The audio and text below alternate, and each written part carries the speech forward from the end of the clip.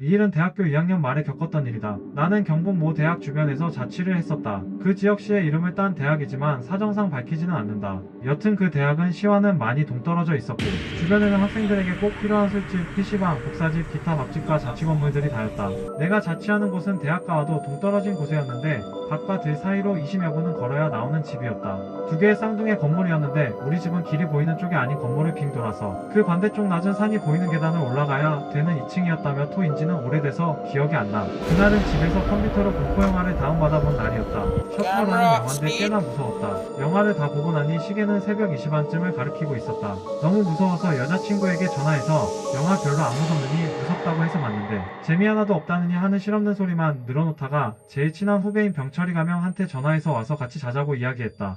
병철이는 평소에도 우리 집에서 자주 술 마시고 나를 가장 잘 따르는 후배였다. 무서워서 그렇다고는 도저히 말 못하겠어서 오랜만에 술이나 한잔 하자고 했었는데 병철이가 이미 시내에서 술을 마셔서 학교로 들어오기 힘들다고 미안하다고 했다. 할 수 없이 새벽 3시가 넘어서 이불을 펴고 누웠다. 그래도 무서움이 사라지지 않아서 TV를 켜놓고 소리를 크게 해놓았었는데 당시 하는 게임 방송 스타크래프트를 보다가 스르르 잠들려고 했었다. 한 3시 반. 시계를 정확히 보지는 못했지만 벽에 걸려있던 시계의 시침이 상과 사를 가리키고 있었던 걸로 기억한다. 갑자기 밖에서 문을 쿵쿵쿵 하고 두드리는 소리가 났다. 처음에는 잠들려는데 깬지라 짜증이 난 나는 쌩까려고 했지만 거의 5분이 넘도록 쿵쿵쿵 하며 계속 두드렸다.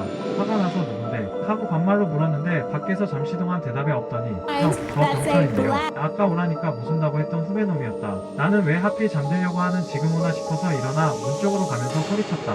새끼야, 지금 몇 시인데 아까 안 오고 지금 오노. 그러면서 문 쪽으로 가는데 밖에서 다시 후배 목소리가 들렸다. 형, 저 병철인데요. 아 새끼 안다고. 왜 지금 오냐고. 형, 저 병철인데요. 이 새끼가 형이랑 장난하나? 뒤질래? 문 안 열어준다. 형, 저 병철인데요. 돌았나 새끼가. 계속 같은 대답을 하는 후배에게 화가 난 나는 실컷 패주 유랑으로 얼른 문을 열려다가 왠지 모를 오한이 도는 것을 느꼈다. 평소 같은 그냥 문을 열어 제끼고 온갖 욕을 다 했으나지만 아까 본 무서운 영화가 자꾸 떠올라 혹시 하는 마음으로 문을 열기 전에 한 번 더 물었다. 야, 너 누구야? 형, 저 병철인데요. 어디서 술 마시고 왔냐? 형, 저 병철인데요. 순간 소름이 팍 돋았다. 사람이란 감정이 있다. 억양도 완전히 똑같을 수도 없다. 그런데 밖에서 들려오는 음성은 처음부터 끝까지 똑같은 마치 녹음기를 반복적으로 틀어놓은 것 같이 일정한 톤을 계속적으로 반복하고 있었던 것이다. 나는 살며시 문에 귀를 가져다 대었다. 형, 저 병철인데요. 들으면 들을수록 더욱 이상했다. 문에 귀를 대고 소리를 들으면 가까이 있는 것은 대략 위치를 알고 있는데 바로 앞에서가 아닌 문 밖 천장 부분에서 목소리가 들려왔다. 겁이 더럭 난 나는 문이 잠겼는지 확실히 확인하고는 소리를 꽥 질렀다. 야 이 XX 새끼야. 누군데 장난질이고 안 꺼지나. 그러자 밖에서 아무 소리도 안 들렸다. 그럼에도 나는 마음이 가라앉지 않아서 문에 귀를 가까이 대고 소리를 들어보았다. 아무 소리도 안 들렸다. 그냥 찌르찌르하고 별리 오는 소리랑 복도에 이는 바람소리만 미세하게 들렸다. 한 10분 동안 문에 귀를 대고 있던 나는 어느 정도 무서움이 가라앉자 다시 침대로 와서 몸을 뉘었다. 심장이 멈추는 줄 알았다. 문 밖에서 남잔지 여잔지 분간이 안 되는 숨 넘어갈 듯한 웃음소리가 내 귀를 강타했다. 손으로 상체만 벌떡 일으킨 나는 온몸에 돋아나는 소름을 느끼면서 상체만 벌떡 일으키고 턱을 심하게 떨면서 문을 뚫어지게 쳐다보았다.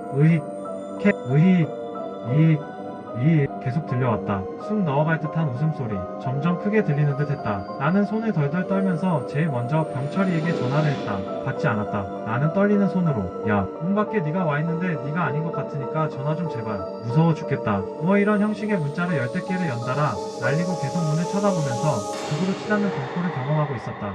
쿵쿵쿵 두드리고 미친 듯이 웃고 다시 쿵쿵쿵 두드리고 얼마나 지났을까. 공포가 도를 넘으면 미친다고 했다. 그때가 바로 그랬다. 순간 나를 패닉으로 몰아가는 그 목소리가 미친 듯이 미었고 화가 솟구쳤다. 원룸으로 되어 부엌이 침대 옆에 위치해 있었는데 찬장을 부서질 듯 열고 평소 쓰던 식칼을 찾아 들고 쿵쾅쿵쾅 소리를 내며 문으로 뛰어간 나는 문을 벌컥 열었다. 아무도 없었다. 나는 허공에 대고 미친 듯이 칼질을 하면서 있는 욕 없는 욕을 다 퍼부었다. 아마도 장난을 친 누군가에게 그게 사람이건 귀신이 건져주를 퍼붓는 말이었을 것이다.